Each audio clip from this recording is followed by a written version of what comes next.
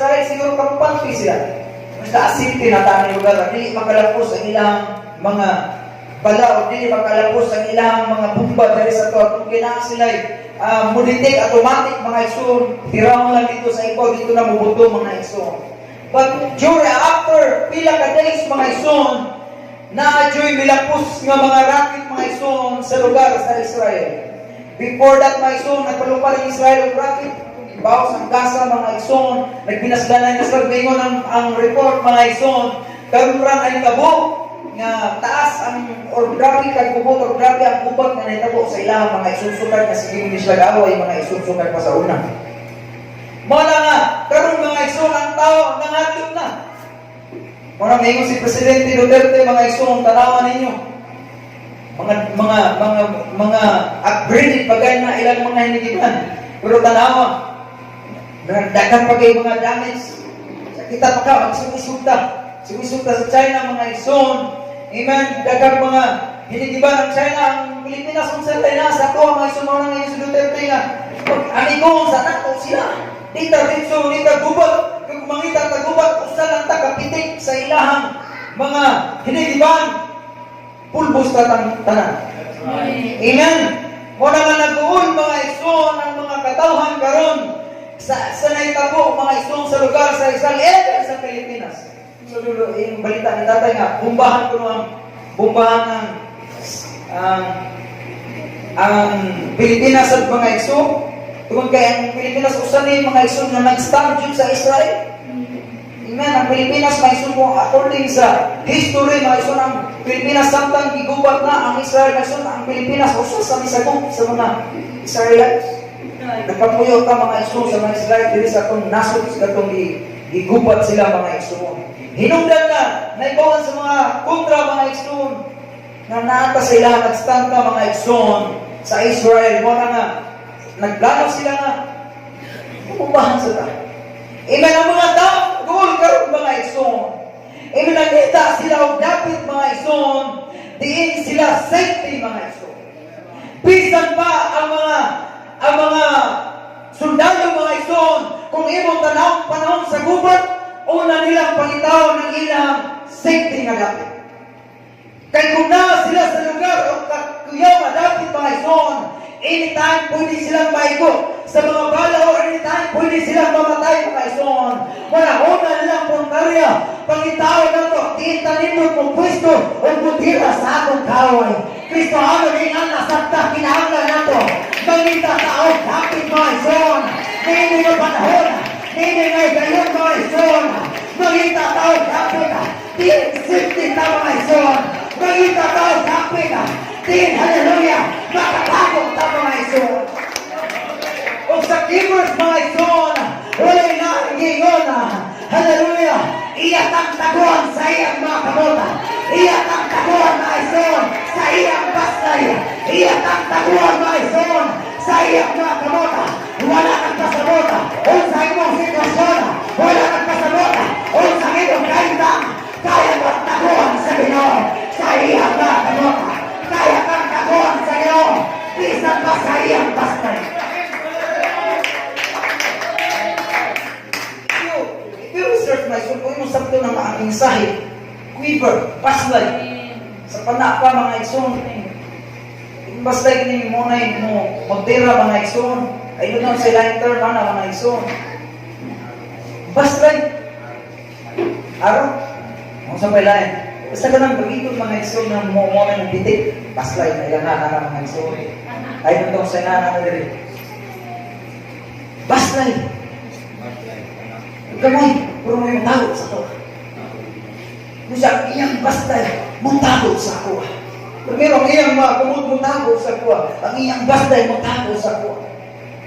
Kung sa kakaigulungan, kini nga pulong mga igsoon. Amen, kamot sa Ginoo kaya kang taguan. Amen, iyang bastay, kaya kang taguan. Pero samtang imong sabtol mga igsoon, ang meaning sa quiver mga igsoon, this is the protection. Bisan kung sa sitwasyon sa imong palibot, basta na kamot sa Ginoo o bastay sa Diyos mga igsoon, na ang proteksyon kanunay sa imong kinabuhi. Na hallelujah, hallelujah, ang proteksyon kanunay mga igsoon, bisan kung sa o Bisan asa ka mga igsoon na ang kamota o ang pastay sa Ginoo sa imo. Wala yung mutago sa tuwa mga igsoon. Amen. Muna ang mga sundalo sa tang nasa na siya buwag. Una lang po itaon ang sitting lugar. In other term, mga igsoon, ang ilang taguan. Hindi mo pasagot, talawan ka. Kaya itago ka mga igsoon. Amen. Sometimes we need to hide. Amen. Para dili tayo lugapan. Amen. Sometimes we need a place mga igsoon. Labi na sa karong mga taknaw, sa karong mga oras o karong panahon na mga igsoon that we need to hide sa atong kaugalingon na. Dakang mga pakigubat kada adlaw na atong kisagubang o iagubang mga igsoon. Na kinahanglan na mo na natay Sunday service. This is a place to hide. Natay lugar o natay panahon na ato sa tagon ang atong magalingon na. Yes, natay pakigubat. Natay pakigublo sa imong kinabuhi. And this is now. Doon ang karoon mga igsoon. Di na kasadapin na. Imong tagon ang imong magalingon na. Imong itabo ang imong magalingon na. I need to hide myself naman. In the face of my problem. In the face of my trials, I need to hide myself. Nagkinangin ang tago mga igsoon. Ang sundalo mga igsoon, saktan sila, makigubat. Nagtanong sila sa kaway, pero ilang itago ang ilang lawas mga igsoon. Amen.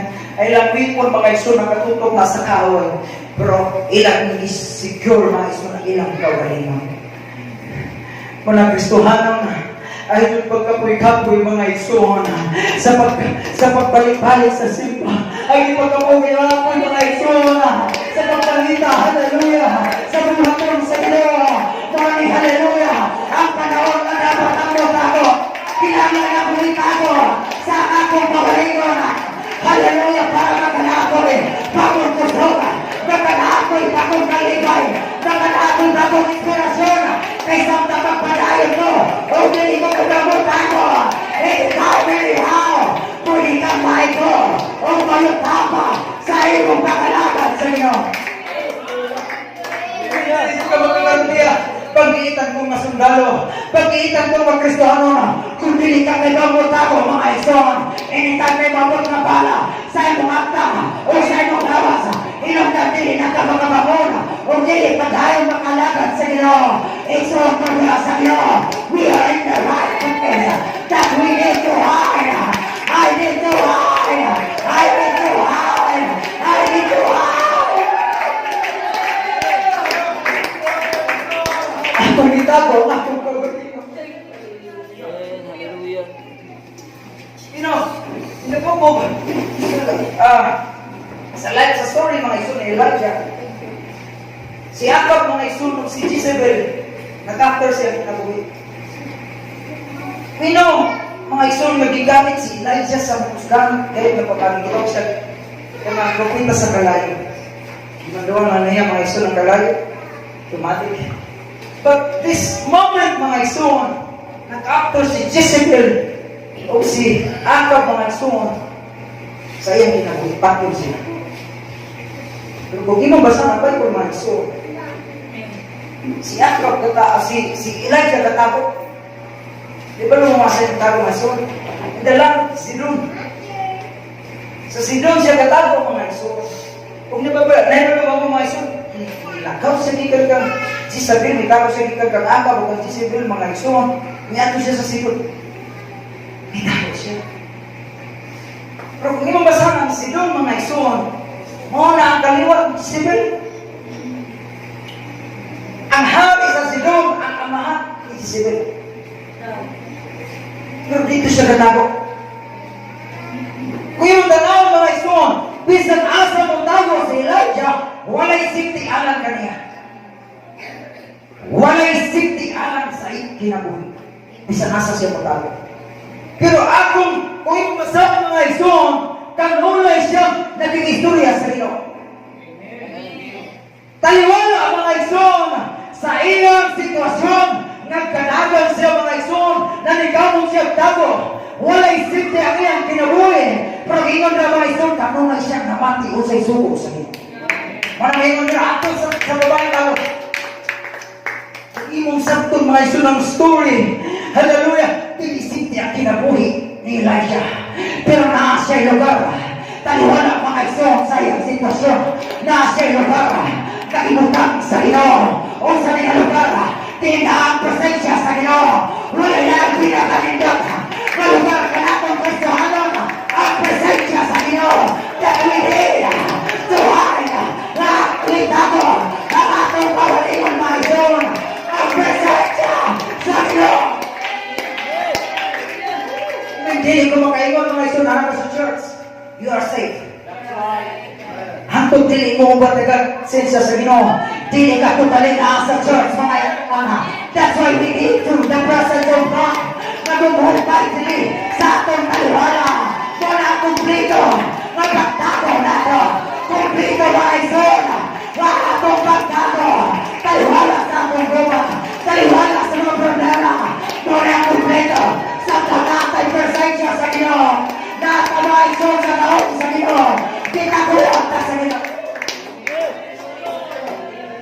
Imagine Elijah galako-lako sa lugar din. Di pamita siya. But ang mga tao na pumita siya, wala nakakita sa iya. Muna na ganun pag sanagay presensya sa Ginoo. Imo lang tamang-tamang ka ng mga kaaway. Imo lang magagiyan ng mga kaaway. Dili siya makakita mo. Dili siya makakita mo. Sa tapos ka sa presensya sa Ginoo.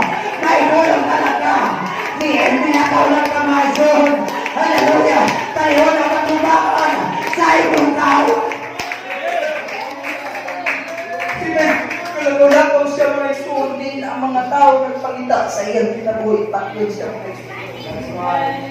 Pagkat hindi gitaguan siya sa Ginoo. Walay simpleng nga lugar karon sa atong buntag igsuon. Musugutan sa dili, ingon ang Biblia, ang tanan mga hanaw, ang tanan mga isun mga kuba. Walay simpleng nga lugar, bisan pa ko atong Malacanang, dili simpleng mga isun. Kaya ang simpleng karon nalagta sa presensya sa iyo, nalagta sa taon sa iyo. Muli ano hanagan nato, o simpleng mga isun. Muli mo ito na nato, o kasinubuhan mo na isun. Imagine wali sabihin mga ison si David yung siya mga ison ipuntrahan siya sa mga impili pero ngayon dibuhat kaluhod siya mga ison sa sala ikaw po siya magsusampang isunod ang mga impili gitiyo na nang yung asawa ipangita siya mga ison but Pastor Gavin nara sa sala kaluhod wala siya kini. Amen! Sige, ngayon mga iso na mga ito. Asa si Gavin? Asa si Gavin? Pero si Pastor Gavin mga iso na. Mapapili ko sa presensya sa Ginoo. Ay, nawala mo hata ka na ko. Tuloy ang matako ka na ko. Ang mga takbang siya. Nakakihagi lang siya. Nakakihagi lang. Wala nakakita siya. Muna nakawilo. Sa presensya sa Ginoo, taguan ka sa Ginoo. Dili makakita ng kaaway. Dili makakita ng problema. Basta na ka sa presensya sa Ginoo.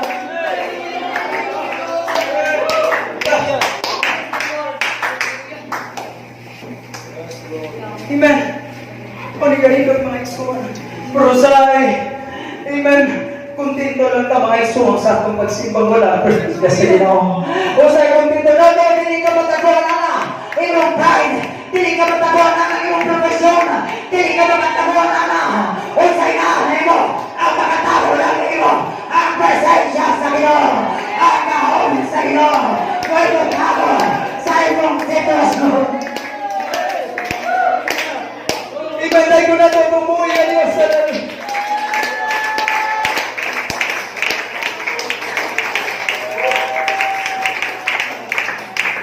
Exodus chapter 2, ito the Bible mga iso. Ipamatay ni Pero ang tanang mga anak sa tanang banay mga iso sa tanang mga bata para hindi na sila usanay. Ipapatay mga iso ni Pero sa tanang mga bagong natawag, patya. Isugo ni pero mga iso. Pero if you read the Bible, kalindot may iso basta na ang presensya sa inyo. If you read the Bible, mga iso, si Moses, this one, si Moses, gitaguan sa palasyo ni Pero. Ipapatay yung mga iso ng mga bata. Pero ingon rin na, ito na ni paano? So, nagatubang mga iso na nagtanaw ang magulang ng babae. Di paano niya? Ano? Dito nangaligo. Dito mga iso nangaligo ang anak ni Pero. Pero ito ay mga iso. Ay baka. Baka. Ingon mga iso na. O sa magmangita katutyan ni kinalan ko man yung Christian. Ingon ang anak ni Pero. Oh, pangita. Nibalo pa mo. Dito nagdako si Moses mga iso. Amen. Dito siya gitabuan. Amen. Sa lugar sa kaaway mga iso. O sa kung masabot na ko. Pisan pa ang balay sa kaaway. Pisan pa mga iso. Ang blessing sa kaaway. Iyakas sa iyo sa iyo. Basta naalang ka sa presensya sa iyo. Naalang ka mga iso. Sa kaaway sa iyo. Without the way Pero. Nagpanako siya mga iso. Wala siya kay Lalo. Sa Moses. Kitaguan sa iyo. Sa iyong palasyo mga iso. May bulong ka mga iso na. Ipapatay ni Pero walay ko kaluya mga bata. But this child, Moses, na nakakanunay mga iso ng Diyos, nagkikistorya niya mga iso, dito siya gibutang sa palasyo na mapatay ni Tanay Isaiah. Dito siya gibutang sa palasyo na pwedeng magbuha siyang kinabuhi. But you know, safety ang kinabuhi, Moses. Pulaan pagin si Moses, wala sa palasyo, sa iyang kaaway. Pulaan si Moses, wala sa lugar siya kaaway na naman. Dahil presensya sa iyo. This is the place. Even you are in the place of your enemy. If you are the presence of God, you have enough. The protection my soul. Sa iyong kinabuhi. Nakay kasigahan. Sa iyong kinabuhi. Bisa na ka sa malalim. Sa iyong kaaway. Nakay sa sitwasyon. Sa iyong problema. Taguan ka sa iyo. Taguan ka sa iyo. Wala kayo malang kaaway. Sinakot ka kaaway mo. Sinakot kisting mo. Sinakot plastic mo. Ano mo? Titaguan ka sa iyo. Amen. Grabe mga iso na gibuhat sa Diyos sa kinabuhi ni Moses. Itaguan si Moses mga iso. In the Acts chapter 4, mga disciples mga iso, pagdakot sila, ipang-preso sila mga iso, doon kay Buhalis sila. Di ba yung mga iso ng sartan, ipang-preso sila, itaguan sila sila. Ningon mga iso, nangabli mga iso ng prutahan, kung nagsulusuro sila ng gawas, kung ang mga warden mga iso, kung nagbantay sila, wala kita. Niyatos kay palay sa templo, kung nagwali. Nagdahaw mga kaaway mga iso, naapas sila dito. Bilang buwan. Ibulong na lang ang leader ng iso. Di ba kinakupan nato na sila? Nagkagawas na eh. Kamay pagkakaroon ka ito, gitsik mga iso sa warden. Gitsik sa warden iso. Waman, ang sa pagkaroon ka. Wala man siya kakita. Naman nangawin na sila. Pero naman na sila. Mayaman, na sila sa presensya sa iyo. Taguwag ka mga iso sa presensya sa iyo. Taguwag ka mga iso sa presensya sa iyo. Tingnan ka lagi sa iyong kaaway. At tubangan nila mga iso. Tili sila makakita. Malimana na presensya sa iyo. Natakos o nagtakot ito mga iso. Amen. Ang Diyos itaw sa diri. Ang dabahan. Anong itaw sa mga iso?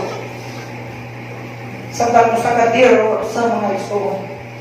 Panahon na gugulo siya sa liyo o tigil sa mukha sa liya mga iso. Wala yan pagitaw ng kadir. The lily. Ang lily mga iso, buwan mo tago. Dito siya magtago. May bulo mga iso ng liyo. Naman to ang baho sa territory. Wala lagi. Ano man ang lili, ang baho sa lili mo'y muntago mga iso sa baho sa usa-usa. Siguro pasagod na ako mga iso. Sometimes kitchista ka nunay, mga iso, gigugot ka nunay sa ating mga kaamay. Kung tanata sa lili kong pabali. Amen. Lipukod sila sa kaaway mga iso. Amen. May pulong na lang ka.